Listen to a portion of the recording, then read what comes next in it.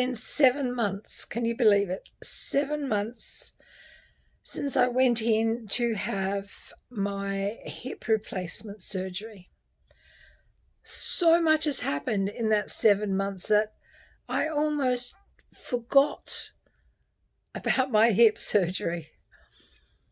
If you've been following me, you know that I went in, I had my hip surgery done, and my time in the hospital, first night was really, really bad, but that was because I have a back problem and I was immobilized on the bed, obviously.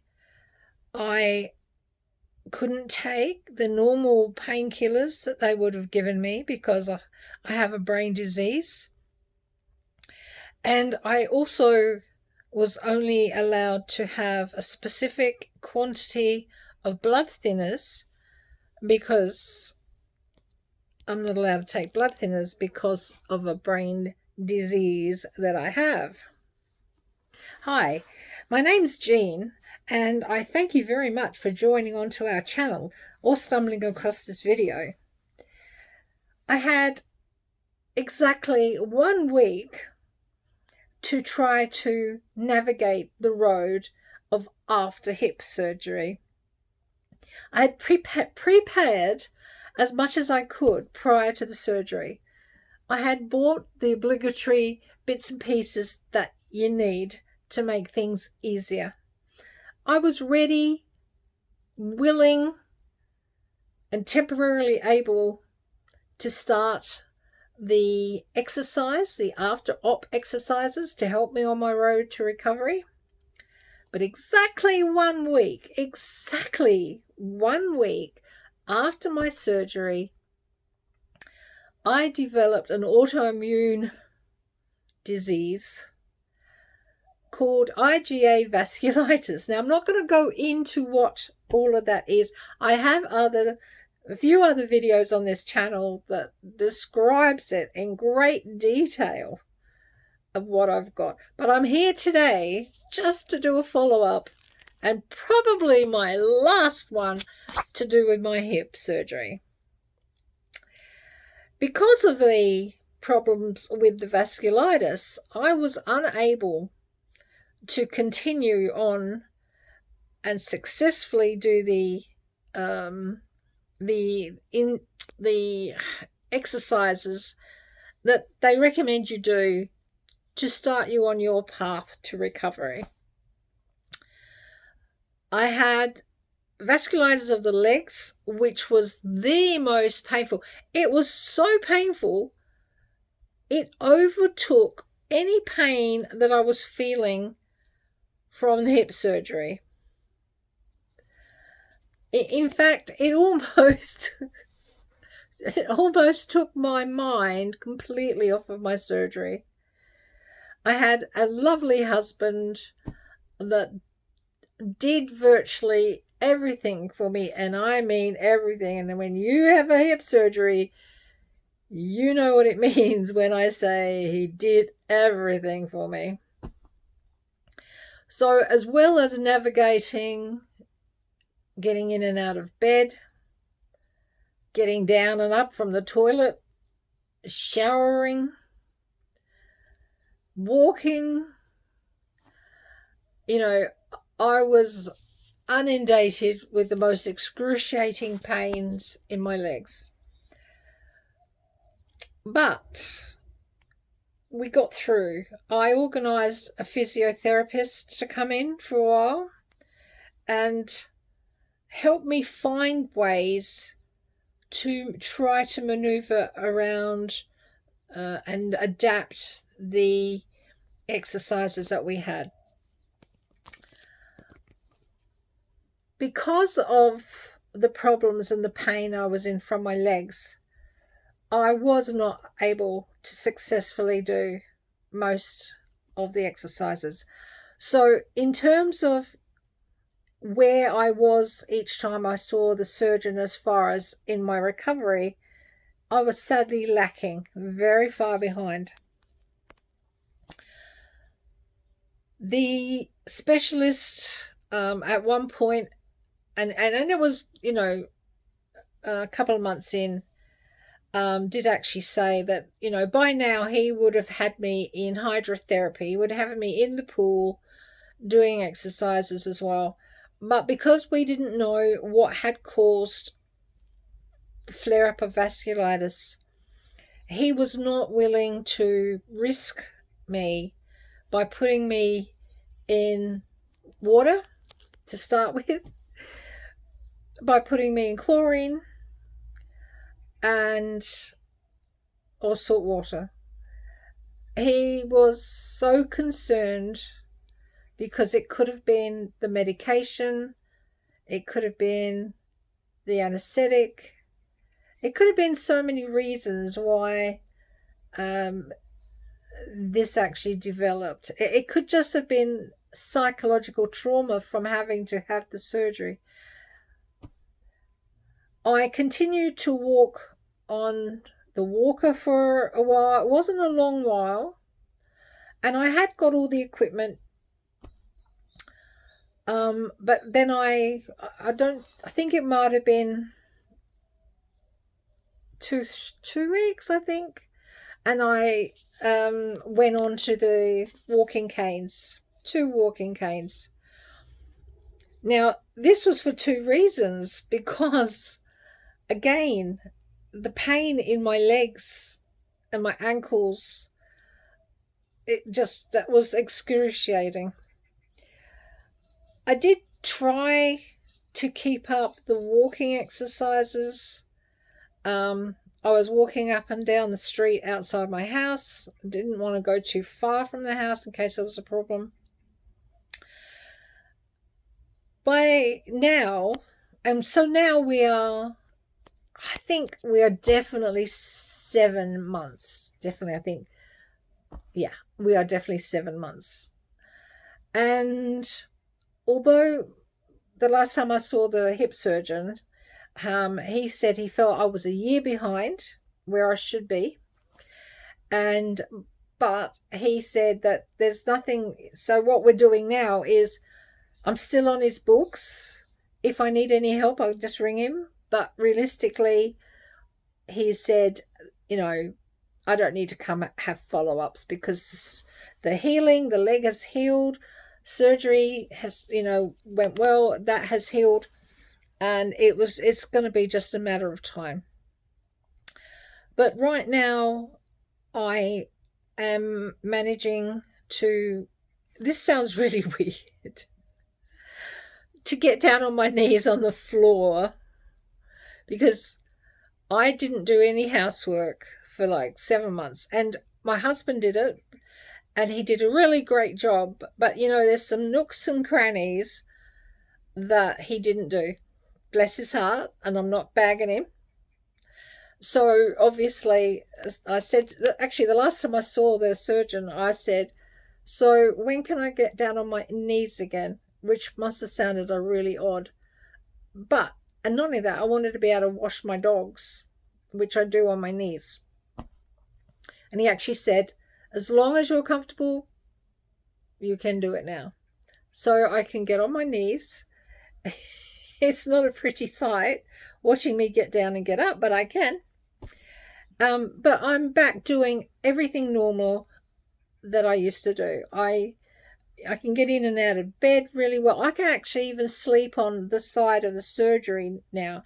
And I tried for a long time not to do that. But while I'm asleep now, because I sleep on my side, I'm now sleeping on my side. And then when my back hurts from sleeping on that side, I just naturally roll over. The scar healed beautifully. Considering in the beginning it looked like a leg of, I don't know, like a leg of lamb or something, all trussed up. It was horrible. But anyway, that's all fixed.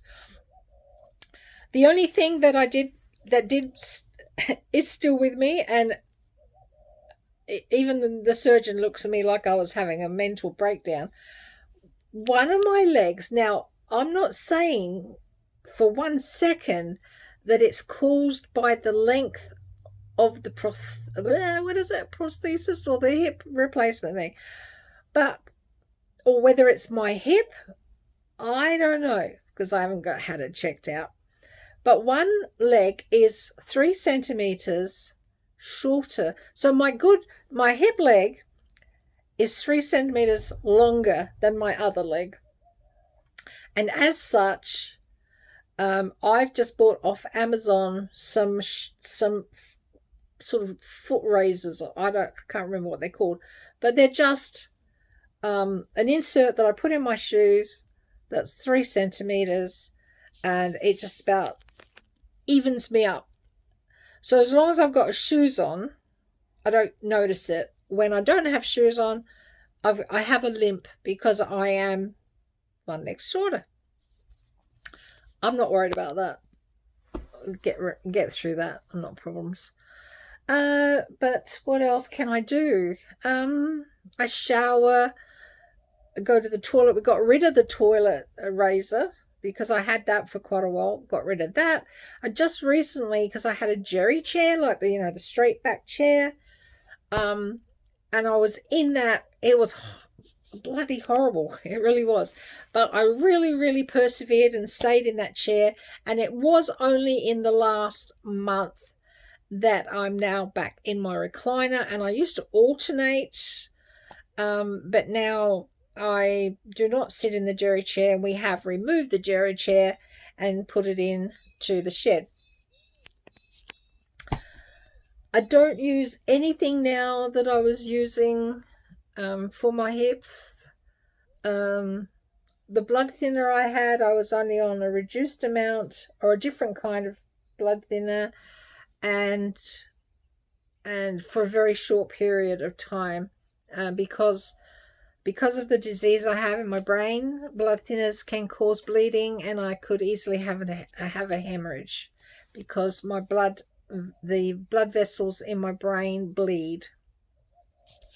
So obviously if you have blood thinners and I have a brain bleed as well, it's not going to stop. So that was what that theory was around that. What else am I doing? I don't drive anyway, because I don't drive, not with this brain disease. But I could easily drive because I know what I can't do. I cannot get my legs. So the leg that wasn't operated on, I can sort of put socks and shoes on that easy enough. I can cross my legs and that. I can't put socks on because I cannot bend my leg. I don't know whether it's fear, but I can't bend my leg. So I can't put my socks on if I have socks. And I cannot, if I had laces, I wouldn't be able to do laces on. I can, however, get shoes on now and pull up the back, so I can do that. I think I can. I don't think there's anything that I probably couldn't do. Don't think so. I can get down on my knees, as I said. I attempted to bath my dogs, and they weren't in for that because it has been a year since my hip first went, and in that time my husband just washed them outside, whereas I wash them inside. My husband just washed them outside, and so they'd got out of the habit, because one of them is a 2-year-old puppy. So for a year, whereas I was teaching her to happily get bathed in the bathroom, she sort of got out of that habit. No big deal. I'll gradually retrain her. But no, so hip surgery was a success. Hip surgeon happy with what? I mean, obviously, but I don't even think, here's something. Now this I don't know what caused this. It could be just the fact that I wasn't able to strengthen all my leg muscles. So whenever I walked, my legs were fatigued, terribly fatigued, and it was an effort. And I didn't want to even go around the shops. It was a real effort. And then about 3 weeks ago, I felt like I actually turned a corner. I just feel like I've got so much more strength in my legs. And I'm, oh gosh, I don't even know when I threw my sticks away. Oh, I didn't throw them away, but I keep one in the car because what I was finding is I could walk around the house not needing a stick, but if I was going to go through a shopping centre, I needed one stick. But I haven't even used that for quite a while now. I think I'm doing everything. I mean, I do share the housework with my husband, but we've always done that anyway. But yeah, I think it's been a success considering everything. I'm glad I had it done. Would I do it again if I had needed the other one done? That's a really hard question because getting the vasculitis has left a really dirty taste in my mouth. I feel like, because we don't know what caused it, and it was such a horrific thing to go through. Oh, right now I would say I'd never have a hip. Right now I'd say I'd never have another operation. But we would just have to see, obviously, what is worse. But no, so the update is I'm walking great. Can get upstairs great. I don't cross my leg, but again, I think that would be something I would need to work on, the muscles and loosening the muscles, doing everything. And I can't tell you, after 1 week, as I say, I still had the pain. I still couldn't lift my leg. I was in and out of hospital with the vasculitis. Somebody always had to help me get on the bed and off the bed because I still couldn't lift that leg.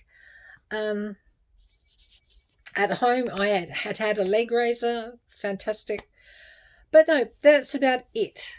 And I'm happy with everything. So I want to thank you for subscribing to this channel. Please stay subscribed.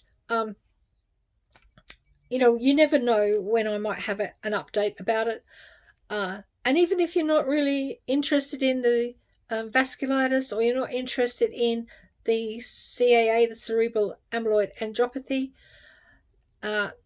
if you can leave it subscribed, that's great. Look back now and again to see if I've made an update or see what's happened next in my life. I just had my 69th birthday. I'm trying to get well because next year for our 70th, we want to go to Thailand. And I haven't been to Thailand in 3 years for the first time. Well, we took a year from going because we had a puppy. But by the time she was 1 year old, we were going to travel. Then I got the hip problem. And so now we're going to go hopefully next year, at the end of the year. But please stay with me. Stay subscribed. Please like this video. And I hope that you are well. And I hope that your hip replacement goes great. And I know you won't regret it. Okay, everyone, take care. Thank you so much. Goodbye for now.